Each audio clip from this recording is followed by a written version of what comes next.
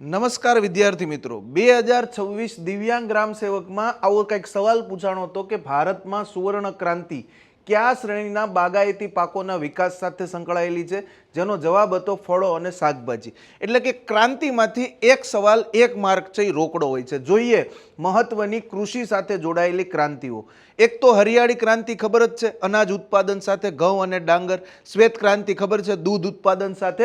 પરંતુ જૈવિક ખેતી સાથે છે સદાબહાર ક્રાંતિ, વાંસના ઉત્પાદન સાથે હરિત સોના છે, ચાના ઉત્પાદન સાથે ગ્રીન ગોલ્ડ છે, તેલીબિયા પાકો સાથે પીળી ક્રાંતિ છે, મધ બાગાયત ફળ ફૂલ સાથે સોનેરી ગોલ્ડન ક્રાંતિ છે, શણ સાથે ગોલ્ડન ફાઇબર ક્રાંતિ છે, કેસર ઉત્પાદન સાથે સેફ્રોન ક્રાંતિ છે અને ચામડાના ઉત્પાદન સાથે ખાખી ક્રાંતિ છે।